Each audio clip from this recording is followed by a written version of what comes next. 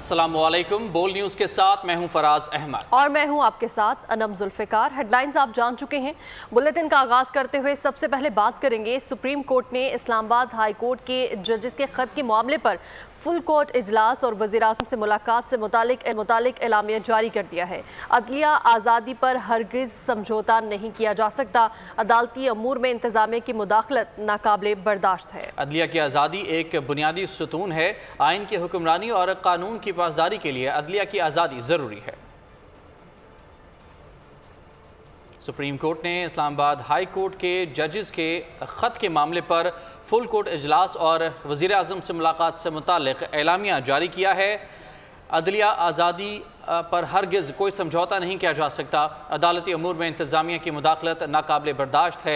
अदलिया की आज़ादी एक बुनियादी सुतून है। आइन की हुक्मरानी और कानून की पासदारी के लिए अदलिया की आज़ादी ज़रूरी है। हाई कोर्ट के जजेस के ख़त का ये मामला है। सुप्रीम कोर्ट ने इस्लामाबाद हाई कोर्ट के जजेस के ख़त के मामले पर फुल कोर्ट इजलास और वज़ीर-ए-आज़म से मुलाकात से मुतालिक एलामिया जारी किया है। जी बिल्कुल, अहम खबर दे रहे हैं आपको। सुप्रीम कोर्ट ने इस्लामाबाद हाई कोर्ट के जजेस के ख़त के मामले पर फुल कोर्ट इजलास और वज़ीर-ए-आज़म से मुलाकात से मुतालिक एलामिया जारी कर दिया है। अदलिया आज़ादी पर हरगिज़ समझौता नहीं किया जा सकता। अदालती अमूर में इंतज़ामिया की मुदाखलत नाकाबिले बर्दाश्त है। अदलिया की आज़ादी एक बुनियादी सतून है। आइन की हुक्मरानी और कानून की पासदारी के लिए अदलिया की आज़ादी ज़रूरी है। आपको बता रहे हैं कि सुप्रीम कोर्ट ने इस्लामाबाद हाई कोर्ट के जजेस के ख़त के मामले पर फुल कोर्ट इजलास और वज़ीर-ए-आज़म से मुलाकात से मुतालिक एलामिया जारी कर दिया है। इस हवाले से बात करेंगे, नुमाइंदा खुसूसी जुल्करनैन इकबाल हमारे साथ मौजूद हैं। जुल्करनैन, बताएगा क्या तफसीलात हैं इस मामले की? आज फुल कोर्ट इजलास भी हुआ है, चीफ जस्टिस की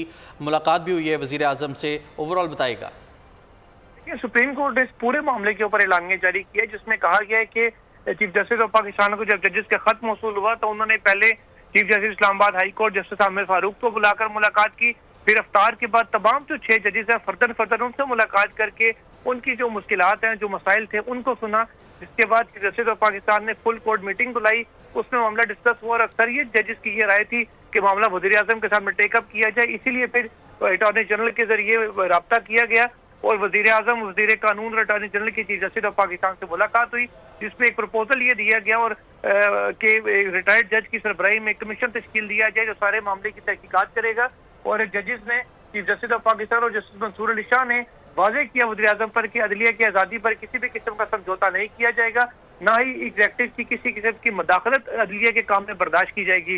इस हवाले से फैसलाबाद धरना केस का फैसला जो है उसका भी हवाला दिया गया एलामिया के मुताबिक वज़ीर-ए-आज़म को। वज़ीर-ए-आज़म ने यकीन दहानी कराई कि न सिर्फ कमीशन की तश्कील के लिए काबीना से मंजूरी ली जाएगी बल्कि कानून साजी और दीगर मामला जो है उसके ऊपर भी किया जाएगा। फैसलाबाद धरना कमीशन जो है उसकी रिपोर्ट की रोशनी में फैसलाबाद धरना जो सुप्रीम कोर्ट का फैसला है इसकी रोशनी में भी इकदाम किए जाएंगे ताकि अदलिया के अंदर काम में किसी भी किस्म की मुदाखलत कोई भी इदारा ना कर सके। इसके बाद फिर एलामिया में कहा गया कि वज़ीर-ए-आज़म से मुलाकात के बाद दोबारा फुल कोर्ट की मीटिंग हुई और तमाम जजेस को चीफ जस्टिस ऑफ पाकिस्तान ने जो इकदाम किए थे अदलिया में मुबैना मुदाखलत के हवाले से उसके जजेस को एतमाद में लिया और तमाम तफसीलात से आगाह किया। जी ठीक है जुल्करनैन, हुकूमती रिस्पांस को भी इस एलामिया में शामिल किया गया, उस हवाले से भी कोई चीज़ इसमें मेंशन की गई है? देखिए, हुकूमती मामले पे सिर्फ इतना बताया गया कि वज़ीर-ए-आज़म ने यकीन दहानी करवाई और एक प्रपोजल दिया कि वो काबीना से एक मंजूरी लेंगे और साथ ही साथ ये यकीन दहानी भी वज़ीर-ए-आज़म की इसमें शामिल है कि न सिर्फ वो कमीशन तश्कील देंगे बल्कि इंतजामी सतह पर और कानून साजी के हवाले से जो जरूरी इकदाम है वो भी करेंगे और तमाम जो कंसर्न इदारे हैं उनको भी मुतरबे करेंगे कि किसी भी की तरह से अदलिया के काम में किसी भी किस्म की कोई मुदाखलत ना की जाए।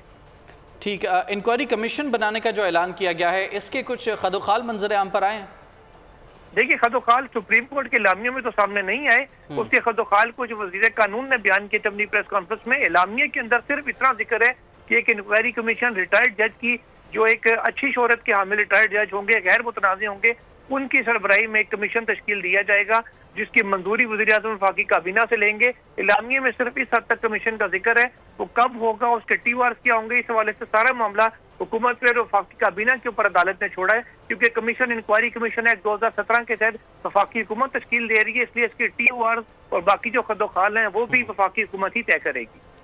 ठीक, जुल्करनैन इकबाल हमारे साथ मौजूद थे। हाई कोर्ट के जजेस के ख़त का ये मामला है। चीफ जस्टिस पाकिस्तान जस्टिस काजी फ़ाइज़ ईसा की ज़ेर सदारत फुल कोर्ट इजलास हुआ आज, और इस फुल कोर्ट इजलास में चीफ जस्टिस पाकिस्तान और वज़ीर आज़म शहबाज शरीफ की मुलाकात के हवाले से जो है बात हुई। इस मुलाकात के बाद ये फुल कोर्ट इजलास मुनाक़िद हुआ था। फुल कोर्ट इजलास तकरीबन 1 घंटा 50 मिनट तक जारी रहा था। चीफ जस्टिस ने साथ ही जजेस को वज़ीर आज़म के साथ होने वाली मुलाकात पर एतमाद में भी लिया, और साथ ही साथ आपको ये भी बताएं कि हाई कोर्ट के जजेस के इस ख़त के मामले पर चीफ जस्टिस पाकिस्तान काजी फ़ाइज़ ईसा से शहबाज शरीफ की सुप्रीम कोर्ट में एक अहम मुलाकात हुई थी। इस मुलाकात में गुफ्तगू की गई। मुलाकात में चीफ जस्टिस और सीनियर तरीन जज जस्टिस मंसूर अली शाह भी मौजूद थे। वज़ीर आज़म ने इस मौके पर कहा कि हुकूमत का ये फ़र्ज़ है कि इस मामले की पूरी तरह से इंक्वायरी की जाए और किसी भी इदारे की इस मामले में मुदाखलत नहीं होनी चाहिए।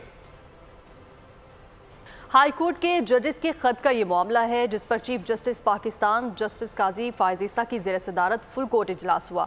फुल कोर्ट इजलास चीफ जस्टिस और वज़ीर आज़म शहबाज शरीफ की मुलाकात के बाद हुआ। फुल कोर्ट इजलास 1 घंटा 50 मिनट जारी रहा, जबकि ज़रा के मुताबिक चीफ जस्टिस ने साथी जजेस को वज़ीर आज़म के साथ होने वाली मुलाकात पर एतमाद में लिया।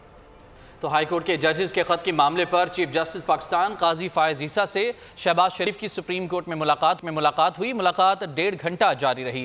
मुलाकात में चीफ जस्टिस और सीनियर तरीन जज जस्टिस मंसूर अली शाह मौजूद थे। मुलाकात में वज़ीर आज़म ने कहा कि हुकूमत का फ़र्ज़ है कि इस मामले की छानबीन होनी चाहिए, किसी भी इदारे की इस मामले में मुदाखलत नहीं होनी चाहिए। तो वफाकी हुकूमत ने हाई कोर्ट जजेस के खत के मामले पर इंक्वायरी कमीशन बनाने का ऐलान कर दिया है।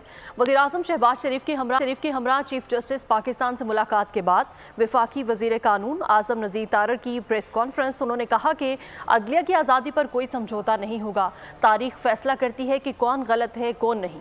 हाई कोर्ट के जजेस एक मुकद्दस फरीज़ा सर अंजाम देते हैं, हर किसी की अपनी अपनी ड्यूटीज़ है। मैं समझता हूँ कि जब ऐसे मामलात आएँ तो उनको दबाया ना जाए। अच्छी साख वाले रिटायर्ड जज की सरबराही में इंक्वायरी होगी। कमीशन ऑफ इंक्वायरी एक्ट के तहत कमीशन भी बनाया जाएगा। हुकूमत का ये फ़र्ज़ है कि इस मामले की छानबीन होनी चाहिए और आइंदा के लिए यानी कि फ्यूचर के लिए भी ये इंश्योर किया जाए कि अगर ये बात या ये बातें किसी हद तक दुरुस्त हैं तो फ्यूचर के पॉइंट ऑफ व्यू से भी मुस्तकबिल में ऐसी नौबत कभी ना आए। सबसे पहले इस मामले को मेरे ख्याल में इंक्वायर करने की ज़रूरत है, यानी कि इस पर छानबीन होनी चाहिए। वज़ीर आज़म साहब ने पॉइंट ब्लैंक ये कहा कि अदलिया की आज़ादी पर किसी किस्म का कोई समझौता नहीं होगा और अगले 2-4 रोज़ में इंशाअल्लाह उल अज़ीज़ ये फ़ैसला करके इसको नोटिफाई कर दिया जाए और कोशिश होगी वज़ीर आज़म साहब की कि कोई नेक नाम गैर जानिबदार कोई रिटायर्ड अदालती शख्सियत जो है वो इस कमीशन को हेड करें। TORs में ना सिर्फ ये कि जो इस चिट्ठी के हवाले से बल्कि जो कुछ माजी के मामलात हैं वो TORs में शामिल होगा। इस पे भी हमें बड़ा संजीदगी के साथ सोचना चाहिए क्योंकि ये एक इंतहाई संजीदा और संगीन मामला है। ये मिसकंडक्ट है या नहीं है, या वो ये समझते हैं या नहीं समझते, ये मामला हम अदलिया पे छोड़ते हैं। वज़ीर आज़म ने यकीन दहानी करवा दी कि अदलिया की जो मदद दरकार होगी फ़राहम की जाएगी। वज़ीर दिफा ख्वाजा आसिफ ने कहा कि मेरी ख्वाहिश है कि अदलिया की जो भी शिकायत हैं दूर की जाएं। अगर शिकायत आई है तो प्रोसेस को फॉलो किया जाए। तो माहिर कानून एतजाज़ अहसन कहते हैं कि ये कोई आम खत नहीं बल्कि रिंग ऑफ ट्रुथ है। चीफ जस्टिस पाकिस्तान इसका फौरी तौर पर नोटिस ले। ये दिनों की नहीं घंटों की बात है। ट्रिब्यूनल बनाएं और टेकअप करें। ये क्यों और कैसे हो रहा है? ये जो खत है ये कोई आम खास खत नहीं है कि मैंने लिख दिया हो, आपने लिख दिया हो। 6 हाई कोर्ट के जज हैं। एक पैमाना ये होता है कि किसकी बात में रिंग ऑफ ट्रूथ है। मैं इसलिए ये अर्ज़ करूँगा चीफ जस्टिस साहब को कि इसका फौरी नोटिस लें। ये दिनों की बात नहीं है, ये घंटों की बात है। सीरियस इसमें नज़र आए चीफ जस्टिस साहब और उनके सीनियर रुफ़का, सीनियर 9 और 11 और 13 सीनियर जजेस का इसी वक्त ट्राइब्यूनल बनाएं और इसको टेकअप करें कि ये क्यों हो रहा है और कैसे हो रहा है। स्पीकर पंजाब असम्बली मलिक मोहम्मद अहमद खान कहते हैं कि जजेस ने जो ख़त लिखा है, हमने इसका मुतालबा बहुत पहले किया था। जब जस्टिस शौकत सिद्दीकी ने बात की थी तो उस वक्त यह ख़त क्यों नहीं लिखा गया? जस्टिस साकिब निसार के दौर की सूरत हाल पर ख़त क्यों नहीं लिखा गया? उन्होंने कहा कि 2018 से 2024 की सूरत हाल पर भी नज़र डालें। ख्वाहिश कर रहा हूँ कि ये सारे जो मुअज़्ज़िज़ मेंबर्स बेंच पे बैठे हैं, ये तब भी बैठे थे जब ये खत जो लिखा आज गया है, तब तो हम मुतालबा करते रहे कि खत लिख दें। जब शौकत सिद्दीकी बोले थे तो वो बोलना थोड़ा था, तब ये खत क्यों नहीं लिखेगा?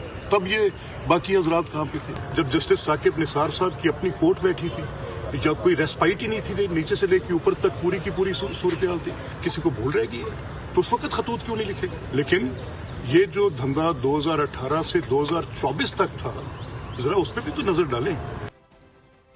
तो सुप्रीम कोर्ट ने फौजी अदालतों को महफूज शुदा फैसले सुनाने की मशरूत इजाज़त दे दी है। अदालत ने हिदायत की है कि सिर्फ इन केसेस के फैसले सुनाए जाएं जिनमें नामजद अफराद ईद से पहले रिहा हो सकते हैं। अटॉर्नी जनरल ने यकीन दहानी कराई कि कम सज़ा वालों को कानूनी रियायत दी जाएगी। फैसले सुनाने की इजाज़त अपील्स पर हतमी फैसले से मशरूत होगी।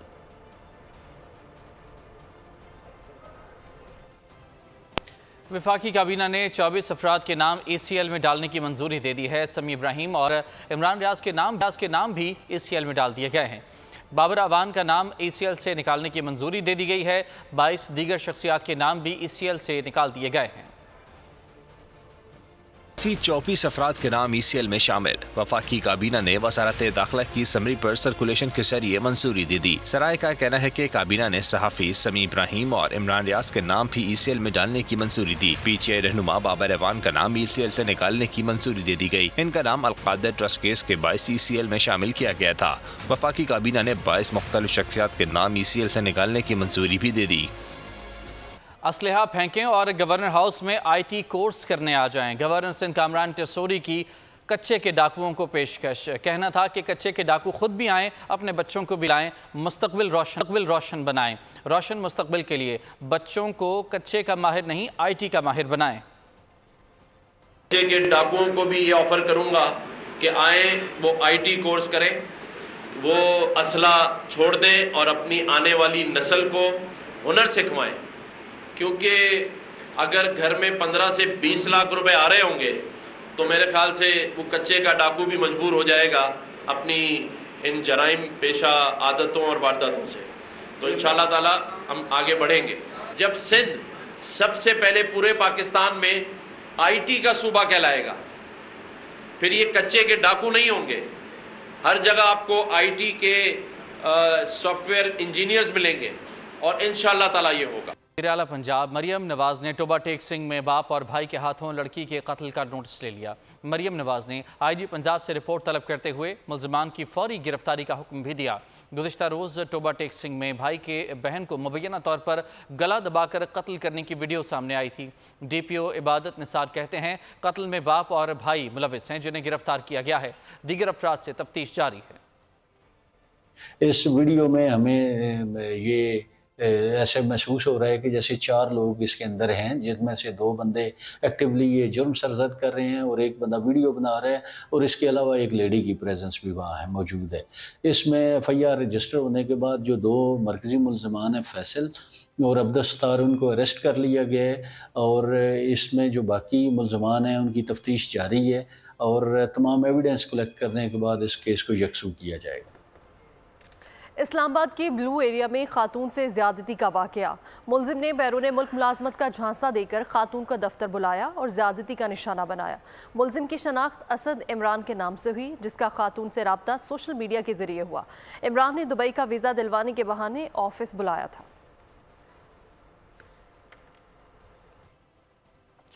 और ख़बर देंगे आपको दुक्की से, जहां मेराज कोल एरिया में बारिश के बायस कमरे की छत गिर गई। 5 मजदूर जाम बहक हो गए। मजदूर रात को कानकुनी के बाद सुबह कान से निकलकर कमरे में सो रहे थे, जबकि कोयले की कान में बरसाती पानी दाखिल होने से 10 कानकुन फंस गए हैं। 5 कानकुनों को बाहर निकाल लिया गया है। दीगर मजदूरों के लिए रेस्क्यू ऑपरेशन जारी है।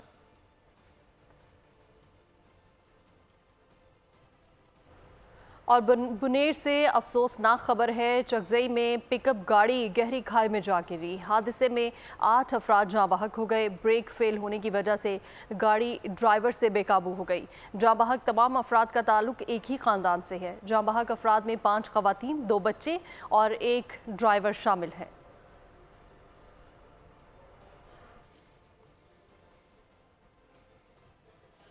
नेपरा ने बिजली की कीमत में ₹2.75 इजाफे की मंजूरी दे दी। इजाफा डिस्कोस के माली साल 2023-24 की दूसरी तिमाही एडजस्टमेंट कीमत में किया गया। इत्तलाक के इलेक्ट्रिक सार्फिन पर भी होगा।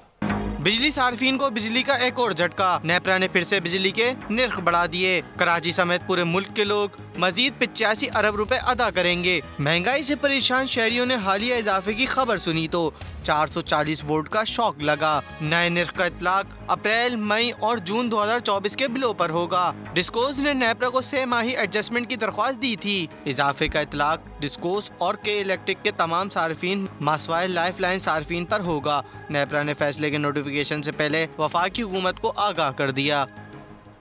और आपको बताएं कि पाकिस्तान इंटरनेशनल एयरलाइंस की निजकारी की तैयारियां मुकम्मल कर ली गई हैं। कर्ज रीप्रोफाइलिंग के लिए टर्म शीट भी तय हो चुकी है। निजकारी से मिलने वाली रकम इदारे की बहाली पर खर्च की जाएगी।